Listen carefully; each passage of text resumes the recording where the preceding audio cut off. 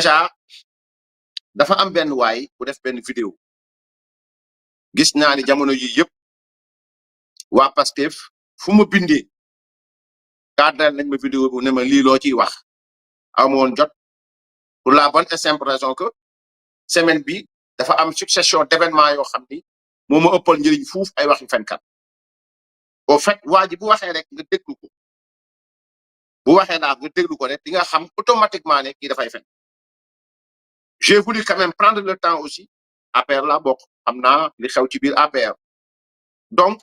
j'ai voulu prendre le temps parce que nag lu ma bëgg-bëgg Macky Sall lu tax ma weddil ko luy dëgg lu tax aussi ma weddil ko loo xamante ni leemal na yàlla après man maa ci tuuti décrédibiliser sama bopp loolu moo def fan jaralu ma ko jaralu ma ko maa ngi ci ñëwaat léegi ci beneen cadre ak beneen anam au fait waa ji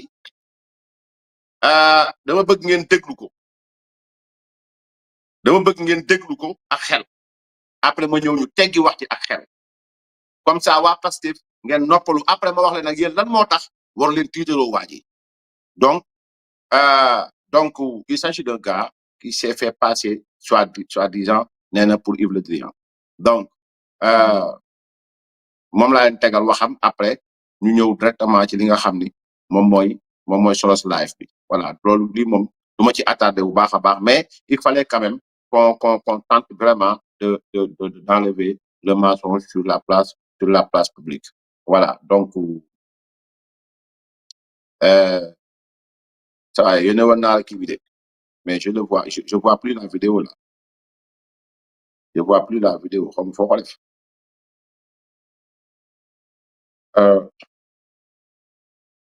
du jar nga koy teg foofu parce que li genre chaîne yi moom mooy loolu voilà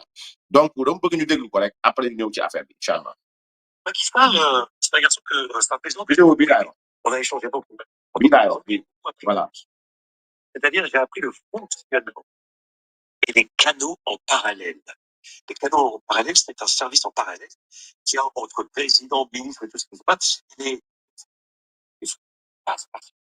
C'est-à-dire que ce n'est pas officiel. Je me filme de ça, évidemment. Et tout dans la discussion, je me dis, on a besoin de 4 millions d'euros. T'inquiète pas, je te dirai. Je comprends maintenant. Je me fais passer comme ça. T'inquiète pas, Jean-Yves. J'ai dit, Jean-Yves, je le tutoie, je sais qui se tutoie. Je n'avais jamais vu un virement pareil. C'est-à-dire, alors, c'est des virements, écoute bien, des virements d'État sans surveillance.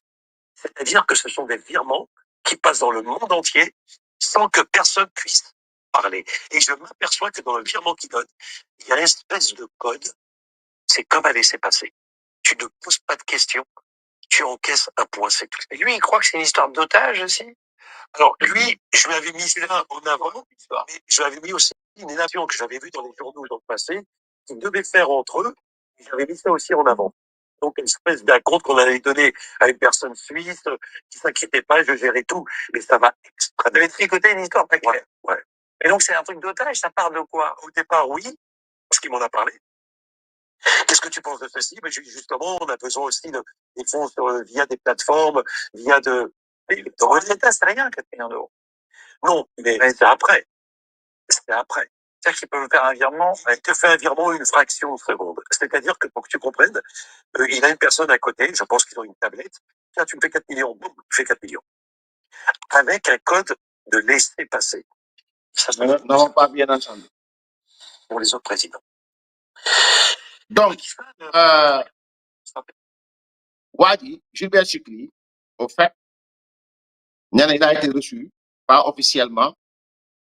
mais officieusement. Par qui le président Macky Sall. Il s'est fait passer pour Jean-Yves Le Drian. Donc, Macky Sall a 4 millions d'euros, c'est équivalent presque de 2 milliards de francs CFA. te da koo nax Macky Sall yëkkati xaal bu toll noonu jox ko neen da koo nax bon waa ji au fait c'est un mythomane tout comme leader waa Pastef fi mais boo déggee li mu waxee rek teggi ko dafay yokk xam ngeen lu tax d'abord yéen waa Pastef da ngeen ne Macky Sall France lay liggéeyal c'est un valet de la France ce qui veut dire que Macky Sall xam na France xam nañu nekk France parce que Yves Le Drian du nit ku ndaw France benn ñaareel mooy parcours bu président Macky Sall mooy directeur général ministre de l'intérieur nekk ci renseignement nekk premier ministre nekk président assemblée nationale nekk président de la République Macky Sall mi nga xam ni il a été à tous les sommets presque yi nga xam ni concerne l'Afrique daan dem ak dikk s'il n'est pas capable de reconnaître avant sax muy recevoir nit ku toll ni Yves Le Drian Jean-Yves donc dana jël toutes les précautions nécessaires et utiles benn ñaareel mooy mu ne un virement d'état au fait mooy état xaalisam trésor public la nekku ci tablette te état buy viré day am traçabilité ñaar ñetteel bi mooy at bi mu wax ne virement boobu la am at boobu ku déglu di nga xam ni am na ci yoo xamante ni ci wàllu internet ak ci wàllu demee noonu amagul woon Sénégal sax nag bañ koy xalaat ñeenteel bi mooy nan la nit mën a toogee mu ne y a quelqu'un qui est là-bas fais-moi un virement tac il te fait un virement de 4 millions d'euros facilement comme ça kon bu fekkee ni àdduna bi mboole seen xam nañ ne waa ji fenkat la boo xam ne yaa ngi condamné pour ay fen donc bu ñëwee di wax parce que jël ko nag ba ko utiliser bu ñoroon Ousmane wax ko maanaam bu ñoroon Ousmane witt ko le gars il sait qu'il ment moo tax du wax loo xam ne am na traçabilité du wax loo xam ne aussi am na lu nit mën a sukkandiku pour def ci dara day wax benn wax pour bàyyi ko ci espace public bi bu fekkoon ne yeewu ngeen di nga war a mën a wax ni lan moo tax waa ji waxul ne visite officielle mais officieuse lan moo tax waa ji mënul citer témoin virement mu ne tak am na benn waa ji toog foofu noonu à côté defal ma virement tak mu dem virement tak je ne comprends pas comment le président Macky Sall recevait ses invités mais je ne crois pas connaissant bien les rouages de l'État ne réception wala audience dafay demee noonu donc parce que balaa boo ngeen noppal